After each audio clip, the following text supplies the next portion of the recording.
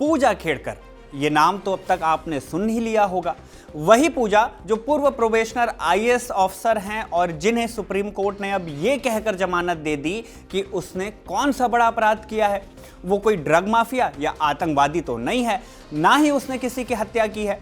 Court ने तो ये भी कह दिया कि दिल्ली हाई कोर्ट को पहले ही जमानत दे देनी चाहिए थी, लेकिन दिल्ली हाई कोर्ट का कुछ और ही मानना था। हाई कोर्ट ने पूजा की याचिका पर सुनवाई करते हुए पहले तो उसे खारिज किया और खारिज करने के साथ ये भी कह दिया कि आपने सिर्फ एक संवैधानिक निकाय के साथ नहीं बल्कि समाज और पूरे देश के साथ धोखाधड़ी की है। अब यहाँ ये सवाल है कि आखिर पूजा खेड़कर ने ऐसा क्या किया।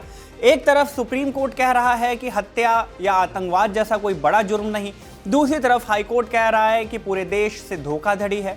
आरोप है यूपीएससी के साथ फर्जीवाड़ा करने का भी, ईमानदार उम्मीदवारों का हक मारने का भी, और ये सारे आरोप और सारे मामले बेहद संगीन हैं। तो आखिर में पूजा खेड़कर पर क्या क्या आरोप लगे हैं, उन्हें प्रोबेशनर आईएएस के पद से क्यों बर्खास्त किया गया और कैसे एक अफसर बनने से पहले ही वो इतने बड़े विवाद में फंस गई, इस वीडियो में इन सारे ही सवालों का जवाब जानेंगे। नमस्ते, मेरा नाम है शुभम और आप देख रहे हैं खबरगांव। 23 मई साल 2023 यूपीएससी सीएससी 2022 का फाइनल रिजल्ट आया। इस लिस्ट में एक नाम था, पूजा खेड़कर। पूरा नाम पूजा मनोरमा दिलीप खेड़कर। पूरा नाम इसलिए बताया क्योंकि आगे आपको इससे भी जुड़ी कोई जानकारी देंगे। खैर, इनके टोटल मार्क्स थे 914 और रैंक थी 821। इतने कम नंबर और इतने ज्यादा रैंक के बाद भी पूजा को मिल गया आईएएस का पोस्ट। कैसे? क्योंकि पूजा ने दो अलग अलग कैटेगरी के आरक्षण का लाभ उठाया। पहले तो ओबीसी की नॉन क्रीमिलेयर वाली कैटेगरी लगाई और साथ में लगाया पीडब्ल्यूबीडी की 5 वाली कैटेगरी। अब ये दोनों क्या है? ओबीसी की नॉन क्रीमिलेयर का मतलब हुआ कि कैंडिडेट पिछड़ी जाति से बिलोंग करता है, साथ ही उसके परिवार के सालाना आय 8 लाख रुपए से कम की है। वहीं पीडब्ल्यूबीडी 5 का मतलब हुआ पर्सन्स विथ बेंचमार्क डिसेबिलिटीज की 5वीं कैटेगरी। इस कैटेगरी का लाभ उन कैंडिडेट्स को मिलता है जिनमें एक से ज्यादा डिसेबिलिटीज हो, मतलब सुनने देखने के साथ ही साथ लोकोमोटर यानी कि चलने फिरने खड़े होने हाथ पैर हिलाने में परेशानी हो। पूजा ने इन दोनों ही कैटेगरी के आरक्षण का लाभ लेते हुए यूपीएससी क्रैक किया और आईएएस भी बन गई। प्रोबेशनर आईएएस बनी, अगर हम स्पेसिफिकली बोले। प्रोबेशनर इसलिए क्योंकि उनकी ट्रेनिंग पूरी नहीं हुई थी। पूरी होती इससे पहले ही एक बड़ा बखेड़ा खड़ा हो गया। क्या हुआ था? 2023 बैच की 34 साल की पूजा खेड़कर को सिलेक्शन के बाद भेजा गया ट्रेनिंग पर। कार्डर मिला था महाराष्ट्र का। बाकियों के जैसे ही पूजा की भी पहली तैनाती होती है पुणे के कलेक्टर दफ्तर में। पद मिलता है असिस्टेंट कलेक्टर ऑफ पुणे का। यह भी ट्रेनिंग का ही हिस्सा था, लेकिन दफ्तर पहुंचने से पहले ही पूजा ने वहां के एक अफसर को मैसेज कर दिया। उस अफसर की जिम्मेदारी नए ट्रेनी अफसरों के बैठने और उनके काम करने के लिए जो भी जरूरी सामान है उसकी तैयारी करने की होती है। पूजा ने उन्हें व्हाट्सएप पर मैसेज करके कहा कि उनके लिए एक दफ्तर, सरकारी गाड़ी, टेबल पर नेम प्लेट, विजिटिंग कार्ड और इनके साथ लेटर पैड वगैरह वगैरह भी अरेंज कर दो। पहले तो सिर्फ बात हुई, लेकिन कुछ दिनों बाद पूजा ने ऑर्डर देते हुए कहा कि मेरी ज्वाइनिंग से पहले मेरी गाड़ी, name plate, letter pad, cabin, सरकारी क्वार्टर और साथ में एक पियोन और बाकी सारी सुविधाओं का अरेंजमेंट हो जाना चाहिए। अब इस आदेश के बाद खुद कलेक्टर से बात करने की धमकी भी दे दी, सो अलग। हालांकि धमकी के बाद भी पूजा के लिए ये सब व्यवस्थाएं नहीं हुई, क्योंकि एक ट्रेनी आईएएस को ये सारी सुविधाएं मिलती भी नहीं है जिनकी पूजा मांग कर रही थी। अब senior crime journalist Shams Tahir Khan अपनी रिपोर्ट में बताते हैं कि जिस दिन पूजा कलेक्टर ऑफिस पहुंची, संयोग से उस दिन कलेक्टर साहब दफ्तर में थे ही नहीं। पूजा वहां जाते ही कलेक्टर साहब के केबिन में उथल पुथल मचा देती हैं।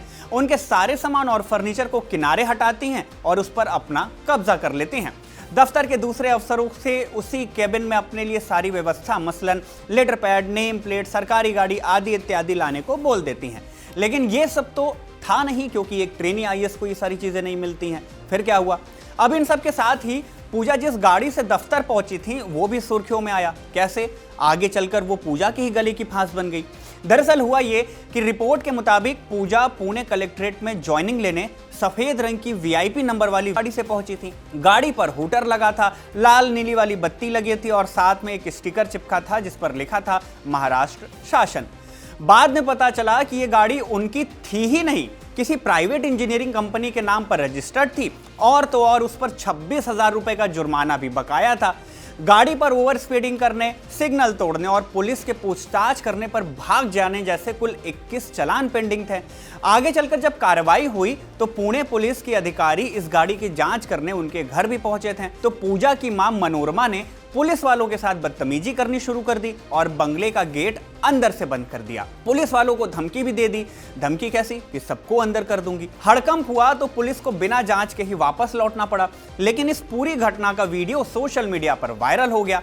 वैसे सोशल मीडिया पर इनकी मां का एक और वीडियो वायरल हुआ जो सुर्खियों में आया। उस वीडियो में देखा गया कि पूजा की मां दबंग अवतार में एक खेत में अपने बाउंसर्स के साथ खड़ी थी और किसान को बंदूक दिखाकर धमका रही थी। हालांकि ये वीडियो कब का था इसकी पुष्टि तो नहीं हुई, लेकिन इन सब वजहों से पूजा खेड़कर और उनकी मां खबरों में आ गई और सीनियर अधिकारियों की नजर में भी। पुणे के कलेक्ट्रेट ऑफिस में जिस सीनियर कलेक्टर के केबिन में पूजा हड़कंप मचाकर आई थी, अब उन्होंने पूजा की शिकायत कर दी ऊपर के अफसरों से। जब मामले ने तूल पकड़ लिया तो इस बारे में खूब चर्चा हुई। पूजा सुर्खियों में आ गई और विभाग की कार्रवाई भी शुरू हो गई। कलेक्टर ने जांच में लगाई अपनी रिपोर्ट में बताया कि पूजा को काम करने के लिए एक दूसरा केबिन दे दिया गया था, लेकिन पूजा ने यह बोलकर उसे लेने से मना कर दिया कि भैया उसमें अटैच्ड वॉशरूम है ही नहीं।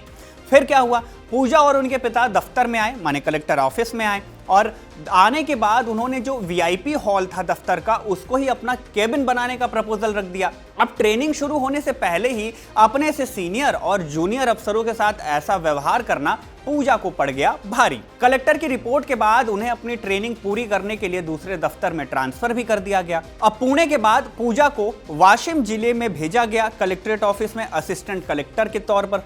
पूजा ने वहां अपनी ट्रेनिंग की शुरुआत कर दी, लेकिन यहां पर BMW से नहीं बल्कि बोलेरो गाड़ी से पहुंची थी।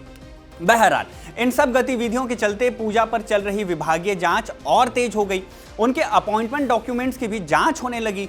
अब सबसे चौंकाने वाला आरोप उन पर यह लगा कि पूजा ने आरक्षण का फायदा उठाने के लिए फर्जी तरीके से ओबीसी की NCL वाली सर्टिफिकेट बनवाई।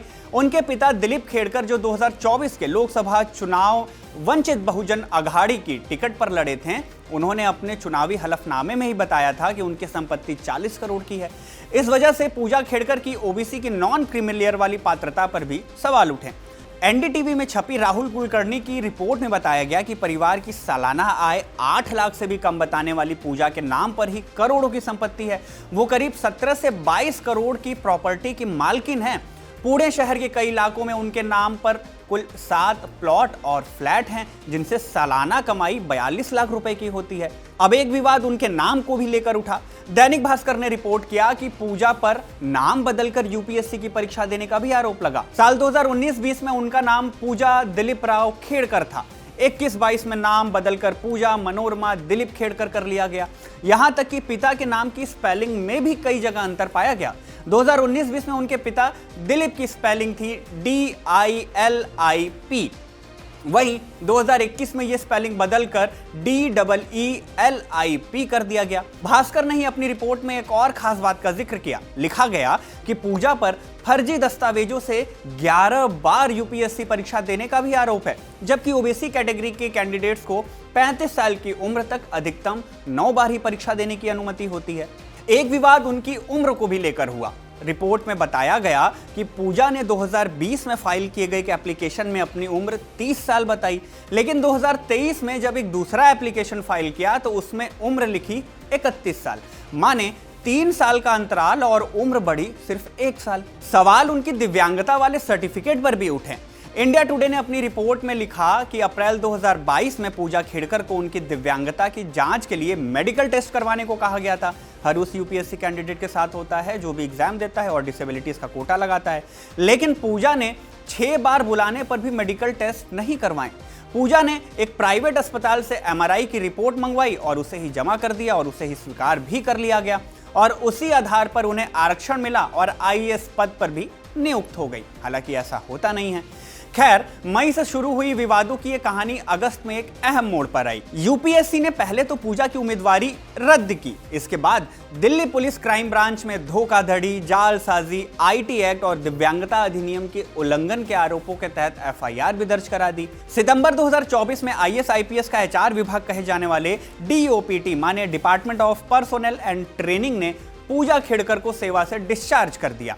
आपराधिक मामला दर्ज होने के बाद पूजा जमानत की अर्जी लेकर कोर्ट दौड़ने लगी।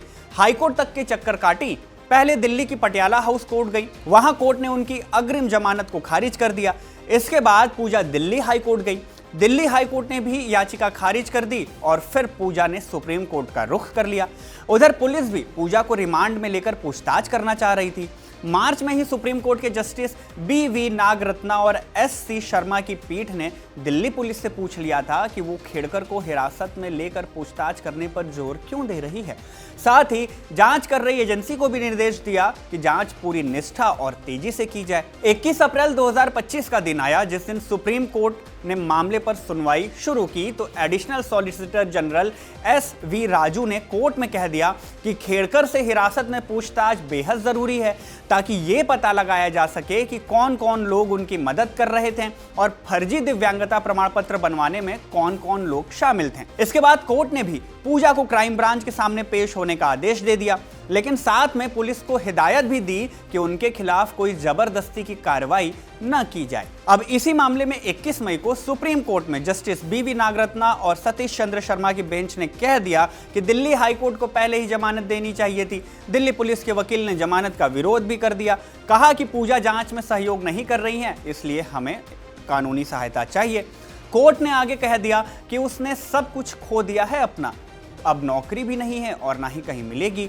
इसी के साथ कोर्ट ने यह भी कहा कि पूजा ने कौन सा बड़ा अपराध कर दिया, वो कोई ड्रग माफिया या आतंकवादी नहीं है और उन पर हत्या का मुकदमा भी दर्ज नहीं है, आरोप भी दर्ज नहीं है। अब ऐसे ही बातों के साथ सुप्रीम कोर्ट ने पूजा को अग्रिम जमानत दे दी।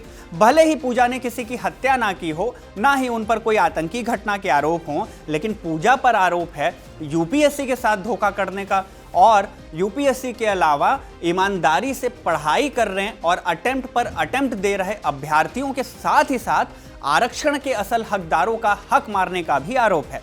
बहरहाल इस मामले पर लगातार ही नए अपडेट आ रहे हैं। फिलहाल पूजा सेवा से डिसमिस्ड है और अपने ऊपर लगे आरोपों को गलत साबित करने के लिए कानूनी कार्रवाई में लगी हुई हैं। आगे इस मामले में जो भी अपडेट होगी आप तक हम जरूर पहुंचाएंगे। इस वीडियो में बस इतना ही। धन्यवाद।